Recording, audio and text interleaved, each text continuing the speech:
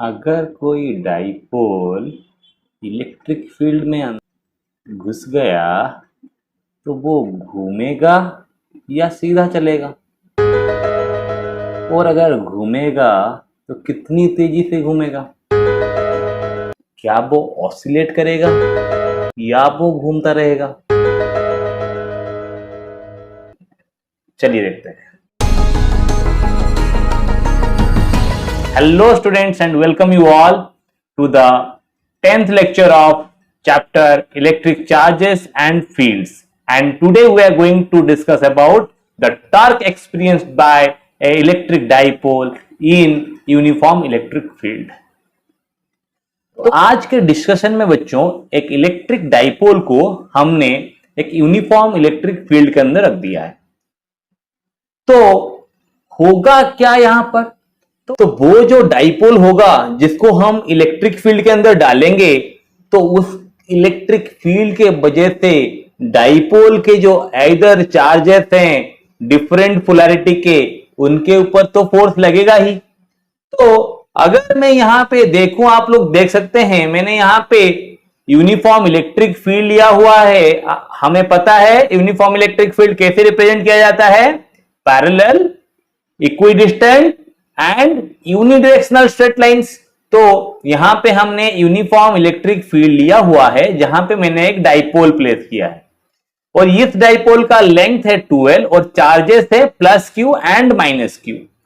तो यहां पे जो डाइपोल है उसको अगर मैं फील्ड के अंदर छोड़ दूं तो हमें पता है इलेक्ट्रिक फील्ड शुरू होता है पॉजिटिव चार्ज से और खत्म होता है नेगेटिव चार्ज पर। तो अगर इलेक्ट्रिक फील्ड पॉजिटिव चार्ज से शुरू और नेगेटिव चार्ज पे खत्म हो रहा है, तो जो नेगेटिव चार्ज है डाइपोल का वो अट्रैक्ट हो जाएगा पॉजिटिव एंड की ओर, और जो पॉजिटिव चार्ज है डाइपोल का वो अट्रैक्ट हो जाएगा नेगेटिव एंड की ओर। तो इस तरह से डाइपोल विल बी इंक्लाइंड, और इस इंक्लाइंड डाइपोल के ऊपर फोर्स क्या लग रहा है? क्योंकि यहां पे फील्ड यूनिफॉर्म है, तो let's consider the electric field is E. तो अगर यहां पे इलेक्ट्रिक फील्ड E है तो Q चार्ज के ऊपर इलेक्ट्रिक फील्ड E में कितना फोर्स लगेगा? Q इंटू ई। सो यहां पर नेगेटिव Q चार्ज के ऊपर भी फोर्स लगेगा QE, और पॉजिटिव चार्ज के ऊपर भी फोर्स लगेगा QE।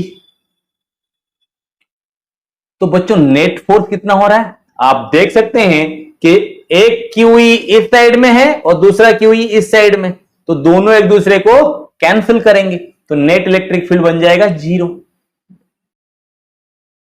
So this implies when a dipole is placed in a uniform electric field, the dipole will not experiences any force. तो अगर कोई फोर्स एक्सपीरियंस ही नहीं कर रहा तो कोई भी लीनियर डिस्प्लेसमेंट नहीं होगा, और अगर लीनियर डिस्प्लेसमेंट नहीं है तो इसका यह मतलब है dipole doesn't undergo any translational motion in a uniform electric field.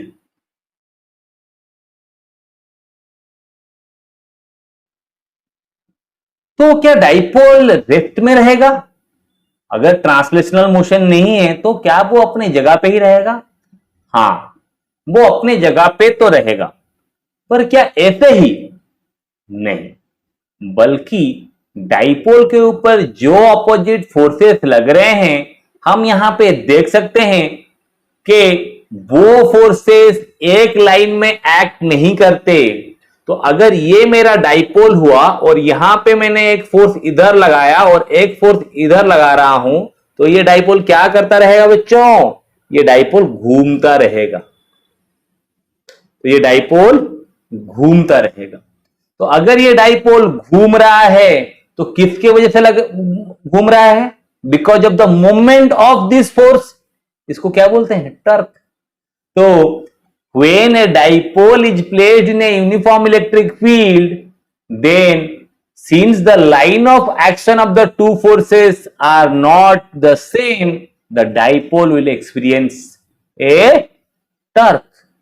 तो मैं ये लिख सकता हूं बच्चों कि when a dipole is placed in a uniform electric field, it will not experience any force, rather it will experiences a torque.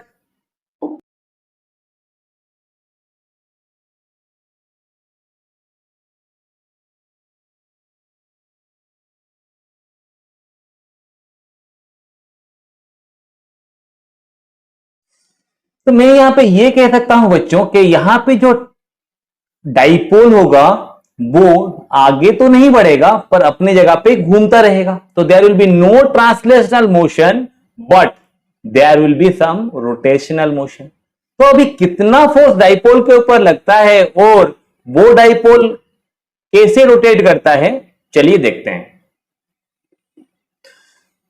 तो figure के हिसाब से आप लोग देख सकते हैं कि फोर्स जो लग रहा है वो डिफरेंट लाइन ऑफ एक्शन में लग रहा है। तो टर्क का फॉर्मूला है force acting on either poles and the perpendicular distance between them. So हम लोग यहां पे यह कह सकते हैं बच्चों कि the force acting on either charge is Q E, we'll take the magnitude of the force, so it is q into e, and what is the perpendicular distance, let's find it out. So if the dipole AB is making an angle theta with the electric field, then the perpendicular distance between the two forces acting on either charge of the dipole is BC. And what is the value of BC? BC will be equal to AB sin theta, क्योंकि हम देख सकते हैं sin theta will be equal to BC by AB and BC will be equal to AB sin theta.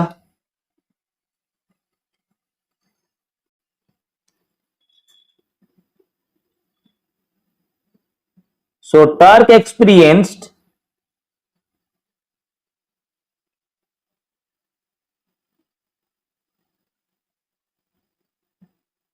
by the dipole will be equal to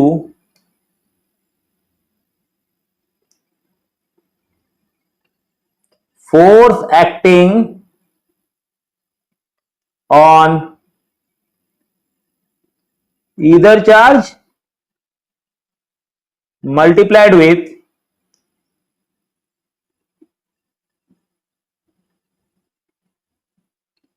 perpendicular distance between the two forces.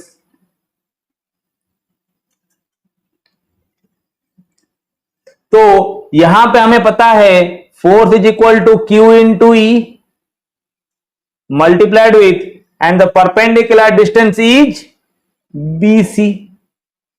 तो हमने पता लगाया कि BC is equal to A B sine theta, so this is equal to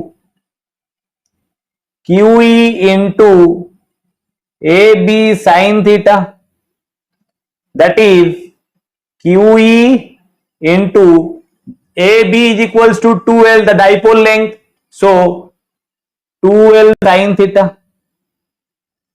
तो बच्चों हमें पता है Q into 2L क्या होता है, Q into 2L is nothing but the electric dipole moment, so P, so Q into 2L की जगह पे मैं P रिप्लेस कर सकता हूं, तो फॉर्मूला क्या बन जाएगा PE sin theta। तो हमें पता है बच्चों कि जो टॉर्क होता है वो होता है एक वेक्टर। तो in scalar form tau is equal to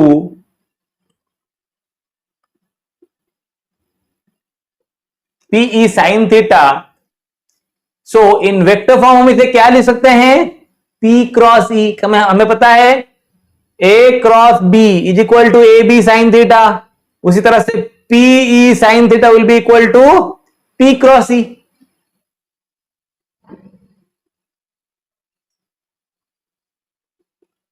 That will be equal to PE sin theta n cap। तो जो यहां पे n cap क्या आएगा, तो n cap का डायरेक्शन बनेगा perpendicular to both P vector and E vector। It means the torque is always directed perpendicular to the electric dipole moment vector and the electric field।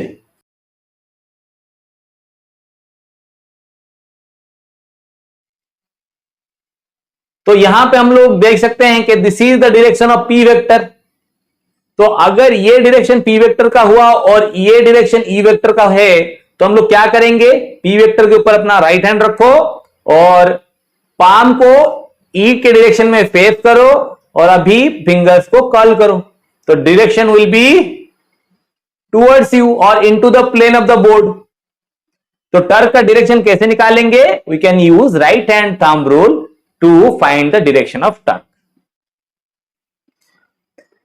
पर from the scalar form of torque, it is very clearly seen that if theta is equal to 0 degree, tau is equal to 0, Turk 0 हो जाएगा। इसका क्या मतलब है बच्चों कि अगर यह हमारा यूनिफॉर्म इलेक्ट्रिक फील्ड हुआ और जो डाइपोल मोमेंट है यानी जो अलाइनमेंट ऑफ डाइपोल है that will be along the direction of the field, then the force acting on either charges, चाहे वो यहां पर फोर्स QE हो या यहां पर फोर्स QE, उन दोनों का लाइन ऑफ एक्शन सेम हो जाएगा। तो अगर dipole parallel to electric field है तो यहां पर डाइपोल टर्क भी एक्सपीरियंस नहीं करेगा, यानी फोर्स तो 0 हो ही रहा था, यहां पर दोनों फोर्सेस एक ही लाइन ऑफ एक्शन में काम कर रहे हैं और ऑपोजिट टू ईच अदर हैं, इस वजह से यहां पे टर्क भी 0 बन जाएगा। So when the dipole moment is parallel to the external electric field, the dipole will experiences 0 force as well as 0 torque. Same thing happens when the dipole is placed opposite to the electric field. तो अगर मैं dipole को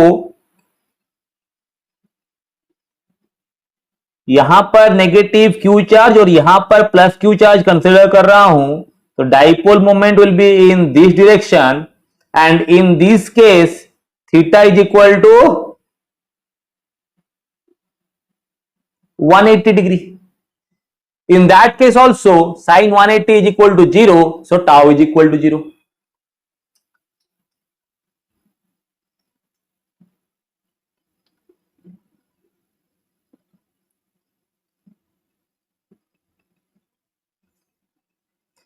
तो इसका यह मतलब निकल रहा है when the dipole is placed either parallel or anti-parallel to the electric field, the torque experienced by the dipole will be equal to 0.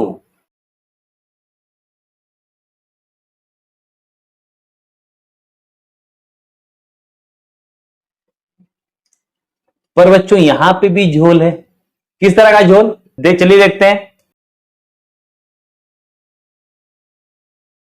तो अगर बच्चों the dipole moment is parallel to the external electric field, जैसा कि हम लोग यहां पे देख रहे हैं पी वेक्टर और ई वेक्टर एक ही डायरेक्शन में काम कर रहे हैं, तो हमें पता है the force will be 0 and the torque will be 0।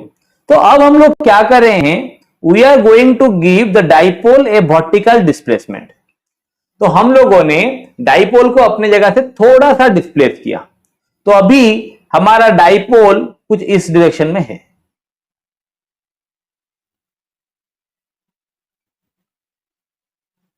तो अब क्या होगा बच्चों, यहां पे हमारा प्लस क्यू चार्ज है और यहां पे माइनस क्यू चार्ज। तो हमें पता है the electric field starts from positive and ends at negative. तो अगर हम लोग थोड़ा सा डिस्प्लेस कर भी रहे हैं तो the dipole will try to align itself along the direction of electric field, along the direction, because of the electrostatic force applied by the electric field. So when the dipole is parallel to the electric field, the position of the dipole is called the position of stable equilibrium.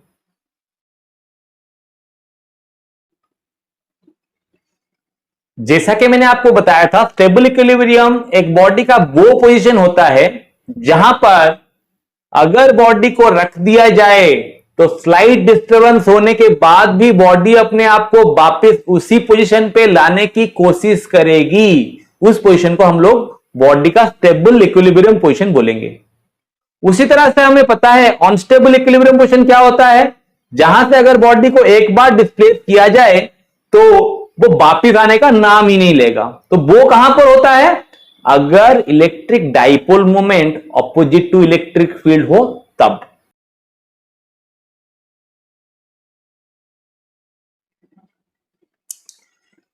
तो अगर इस position से dipole को थोड़ा सा भी displace करें,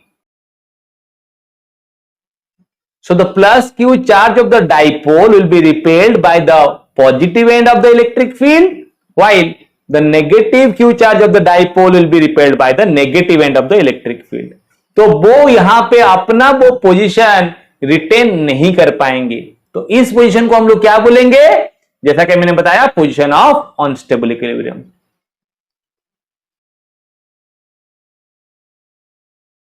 तो जैसा कि हमने देखा बच्चों, जब हम एक डाइपोल को अपने स्टेबल इक्विलिब्रियम पोजीशन से डिस्प्लेस करना चाहते हैं तो डाइपोल अपना पोजीशन रीगेन करना चाहता है।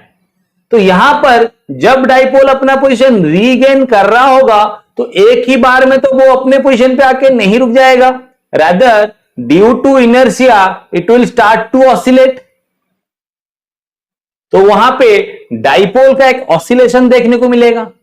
तो उस ऑसिलेशन का टाइम पीरियड कितना होता है, चलिए निकालते हैं।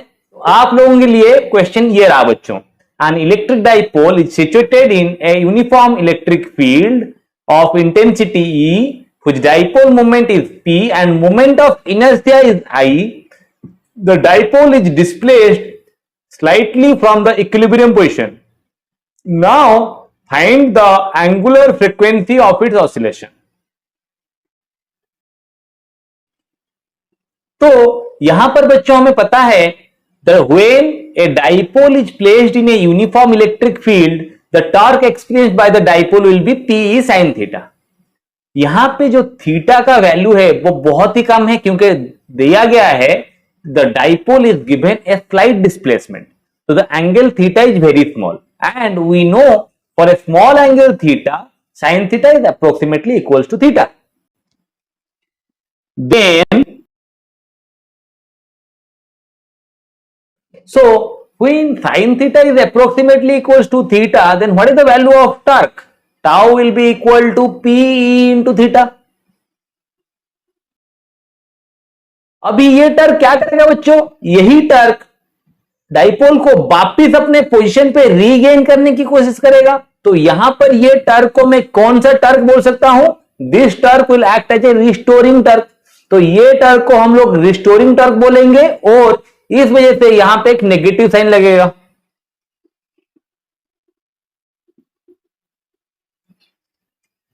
Since the torque is acting against the displacement.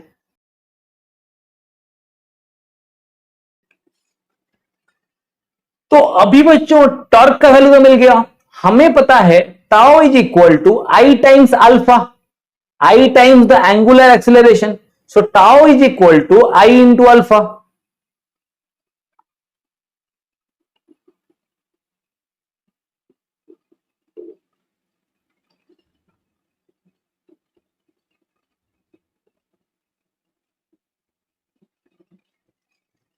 अगर यहां पे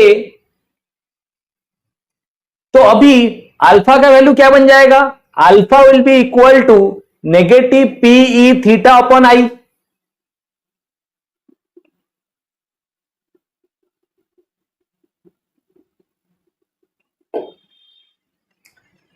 In case of simple harmonic motion, we know that the acceleration is directly proportional to negative of x. And in case of angular harmonic motion,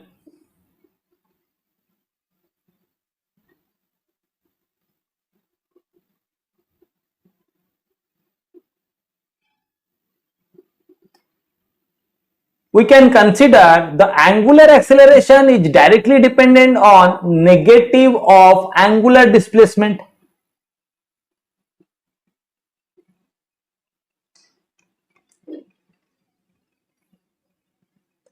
तो यहां पर भी मैं देख सकता हूं alpha depends on negative of theta, तो इस मोशन को भी हम लोग एंगुलर एसएचएम बोल सकते हैं।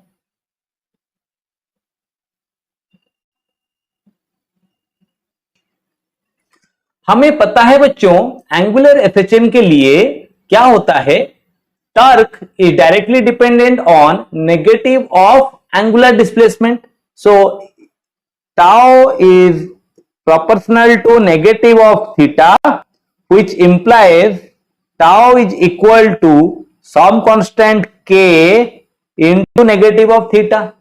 तो tau is equal to I times alpha, so I alpha is equal to negative k into theta, और alpha is equal to negative K by I into theta. तो अगर ये वैल्यू अल्फा का हुआ तो यहां पे भी हम लोग देख सकते हैं कि के की जगह पे क्या है, पी इंटू ई। तो यहां पर alpha is equals to negative K by I theta जो इक्वेशन है वो सेटिस्फाई हो रहा है। तो हमें पता है बच्चों इस अल्फा को हम लोग लिख सकते हैं negative omega square theta for angular SHM, then omega square is equal to k by I, then omega is equal to root over of k by I। यहां पे k का वैल्यू p है तो omega will be equal to root over of p e by I। So this is the formula for angular frequency।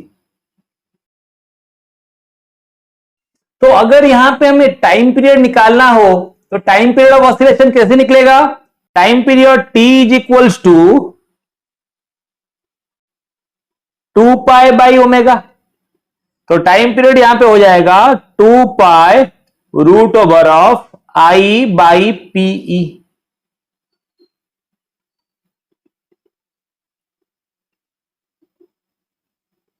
So this is the formula for time period of oscillation.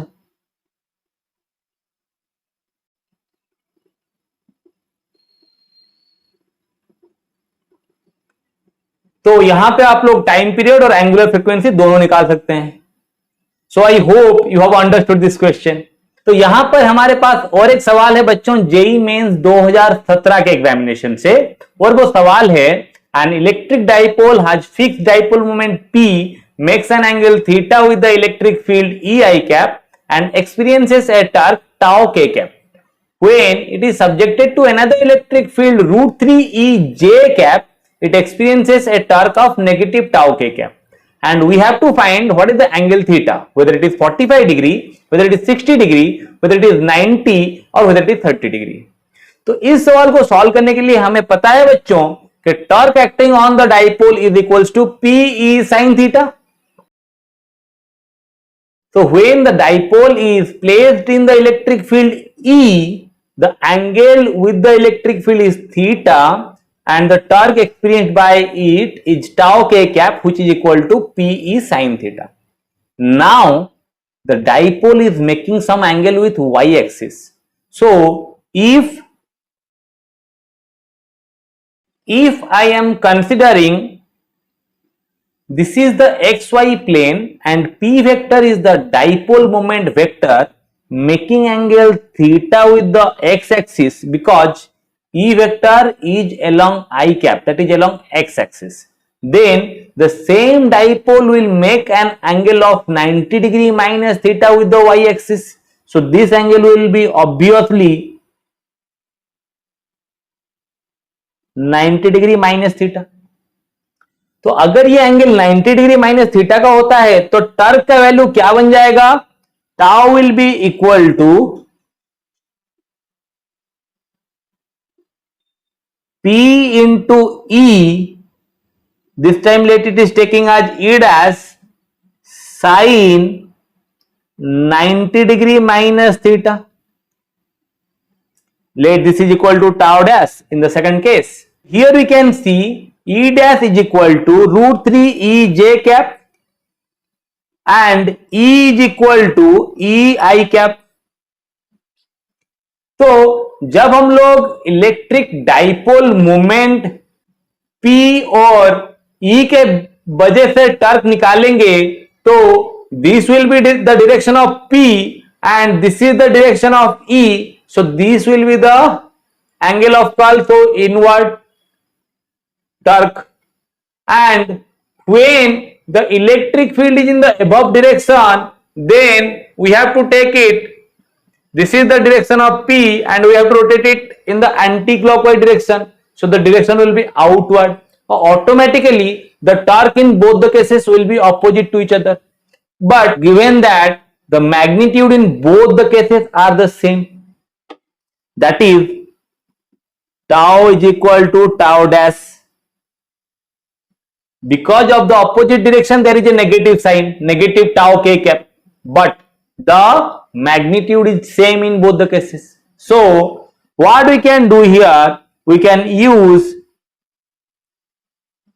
the value of E dash in the second equation and we get tau is equal to root 3 PE sin 90 minus theta is cos theta. Then students, we can divide equation 1 and equation 2. Then we will get tau by tau is equal to PE sin theta by PE cos theta into root 3. So PE cancel, tau cancel, that implies sin theta by cos theta is equal to root 3. That implies tan theta is equal to root 3 or theta will be equal to 60 degree. So the option will be B.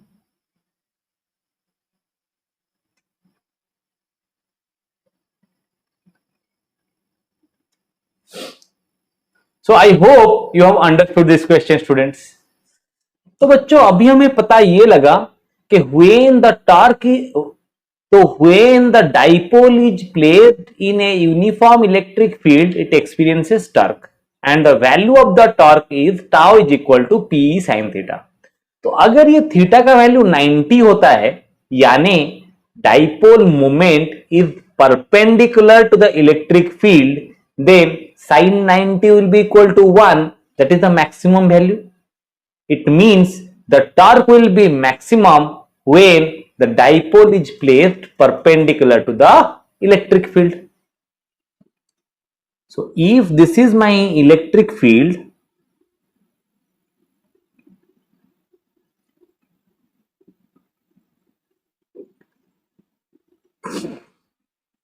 and the dipole is placed like this is P vector, then the angle made by the dipole with the electric field theta is equals to 90.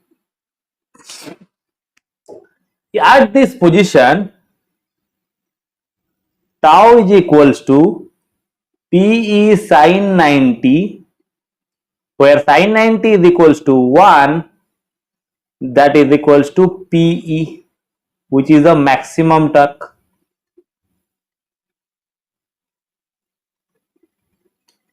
So when the dipole is placed perpendicular to the electric field, the torque experienced by the dipole is maximum.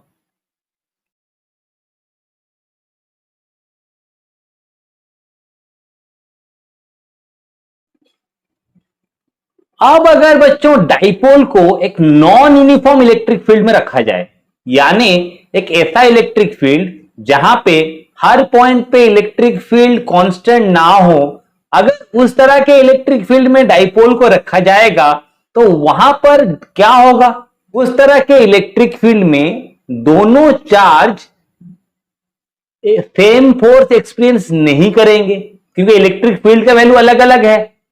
तो अगर electric field का value अलग अलग है और dipole के दो charges same force experience नहीं कर रहे हैं तो यहां पे फोर्स भी कैंसिल आउट नहीं होगा.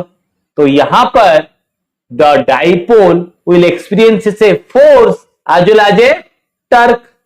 So यहां पर डाइपोल का ट्रांसलेशन भी होगा, साथ ही साथ डाइपोल का रोटेशन भी होगा। तो डाइपोल आगे भी जाएगा और डाइपोल घूमेगा भी। तो when a dipole is placed in a non-uniform electric field, the dipole will experiences translational motion as well as rotational motion.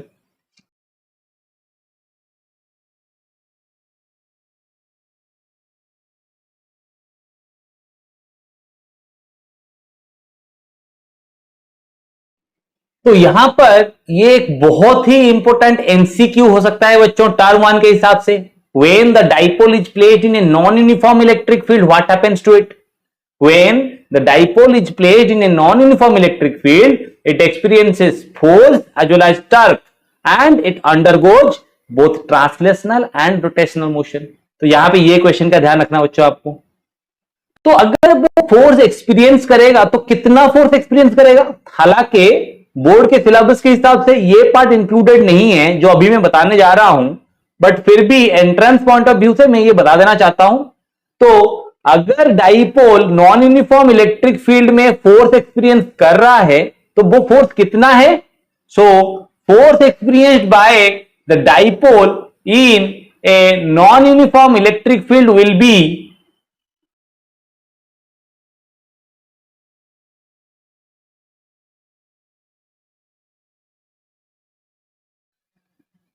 तो force in the non-uniform electric field will be P vector dot del E vector। यहां पे बच्चों जो del operator use हुआ है इसको vector differential operator भी बोला जाता है और डेल ऑपरेटर का वैल्यू है i cap del by del x plus j cap del by del y plus k cap del by del Z.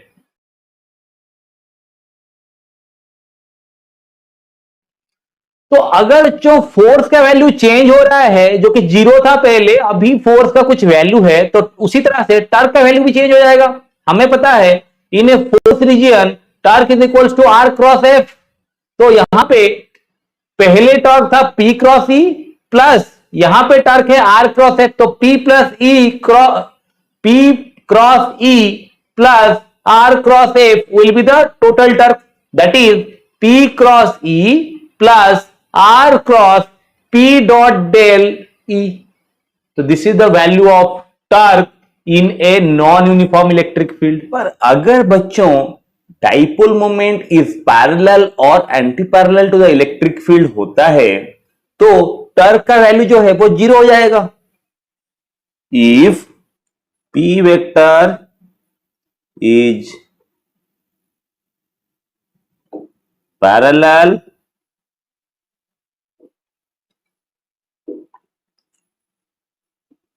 और anti parallel to electric field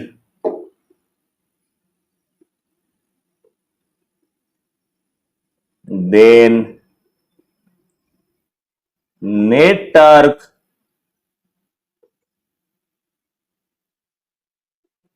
acting on the dipole will be 0 since sin theta is equal to 0 for theta is equal to 0 और पाई। तो कभी भी अगर कोई dipole electric field को parallel या anti parallel place किया जाता है तो in a non uniform electric field to it will experience only force which will cause translational motion of the dipole. So, तो क्या हमें पता चला बच्चों? If the dipole is placed in a non-uniform electric field, it experiences force as well as torque, which causes translational motion as well as rotational motion. But if the dipole moment is parallel or anti-parallel to the electric field, then in that case the torque becomes 0 and the dipole only experience the force that causes translational motion. हालांकि इसके सवाल नहीं आते हैं board level में, but you can think of it for entrance point of view.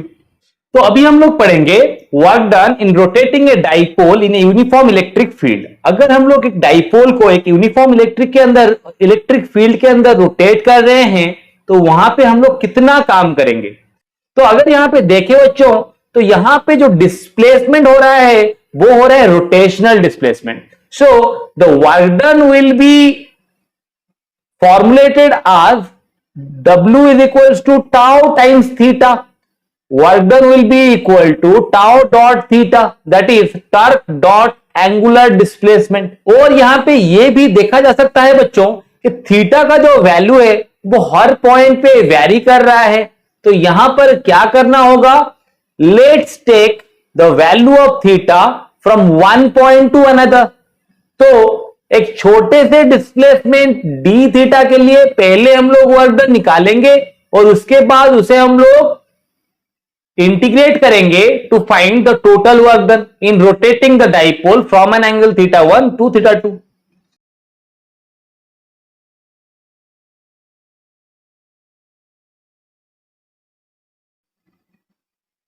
So let's consider the dipole is rotated by a small angle d theta. Then the work done in rotating the dipole through a small angle d theta will be dw is equals to tau times d theta. What is the value of tau, students? We know tau is equal to Pe sin theta. So dw will be equal to Pe sin theta D theta. तो अगर हम लोगों को dipole को theta 1 point से लेके theta 2 point तक rotate करना है तो W will be equal to integration over dW, which is equal to integration over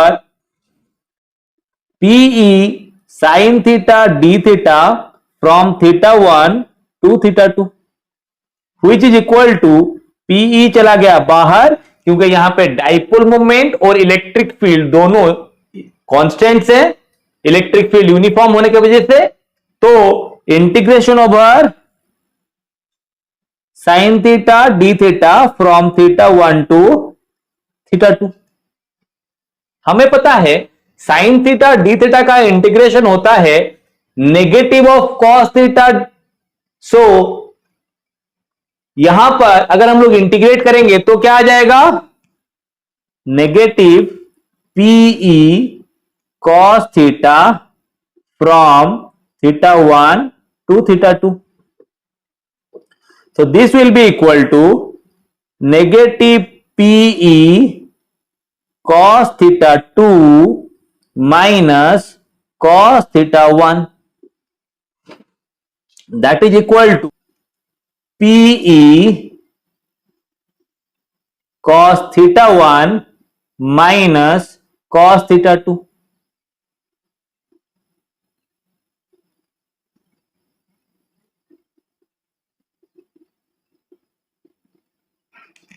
So the formula for rotating an electric dipole in a uniform electric field is Pe cos theta 1 minus cos theta 2. So theta 1 is the initial angle and theta 2 is the final angle.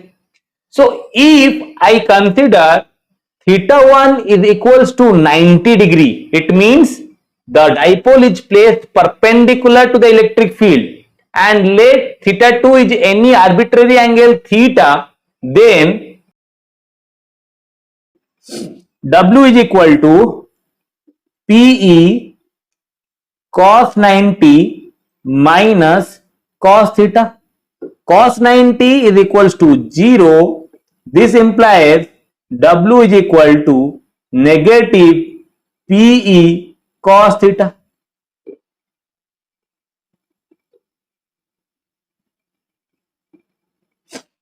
तो अगर dipole कभी भी perpendicular position से किसी position theta पे rotate करे तो हम लोग वहां पे W is equal to negative P cos theta ले सकते हैं।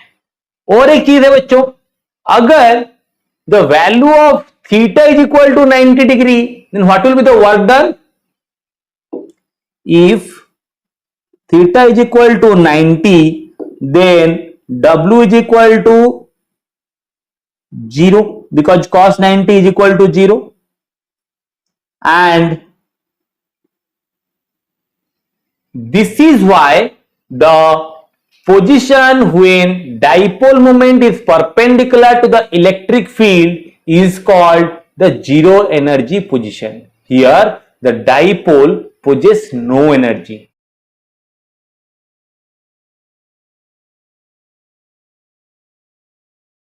So here you can see the zero energy position. तो यहां पे बहुत सारे एमसीक्यूज बन सकते हैं बच्चों. क्या एमसीक्यूज बन सकते हैं? अगर डाइपोल को जीरो एनर्जी पोजीशन से स्टेबल इक्विलिब्रियम पोजीशन पे लिया गया तो कितना वर्क डन होगा? अगर डाइपोल को स्टेबल इक्विलिब्रियम पोजीशन से अनस्टेबल इक्विलिब्रियम पोजीशन पे लिया गया तो कितना वर्क डन होगा? तो यहां पे चलो निकालते हैं.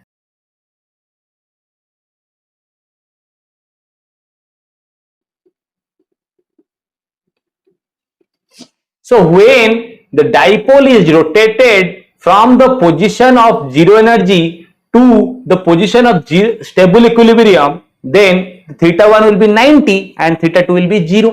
So W will be equal to PE cos 90 minus cos 0, that is equal to negative PE, because cos 0 is equals to 1 and cos 90 is equal to 0. तो यहां पर वर्क डन नेगेटिव होगा. तो नेगेटिव वर्क डन का क्या मतलब हो रहा है बच्चों? इसका यह मतलब है कि कोई भी एक्सटर्नल वर्क डन करना नहीं पड़ेगा. Internally the dipole align itself automatically to the position of stable equilibrium. उसी तरह से अगर डाइपोल को जीरो एनर्जी पोजीशन से अनस्टेबल इक्विलिब्रियम पोजीशन पे लिया जाए तो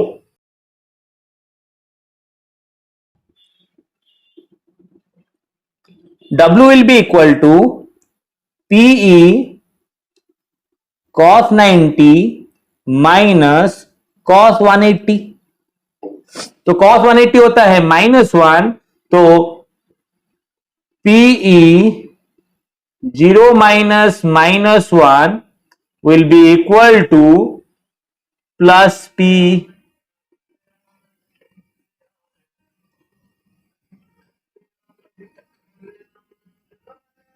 और अगर डाइपोल को स्टेबल इक्विलिब्रियम पोजीशन से अनस्टेबल इक्विलिब्रियम पोजीशन पे लिया जाए तो वर्क डन कितना होगा?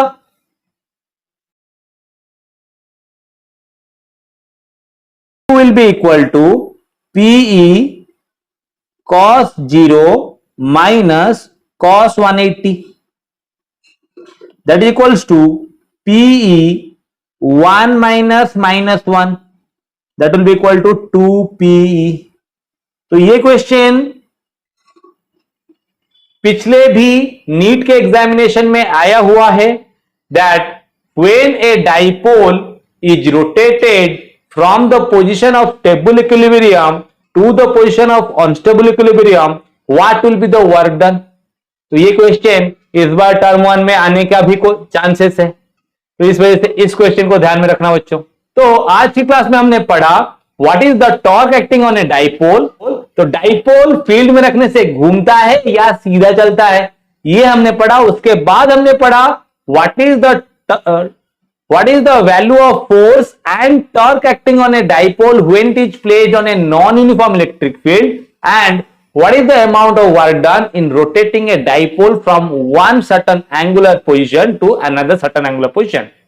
So I hope you have enjoyed this video. If you like this video, then hit the like button, share it among your friends and subscribe it maximum for further updates. Stay tuned, bell icon दबाना मत भूलना बच्चों. Thank you everyone.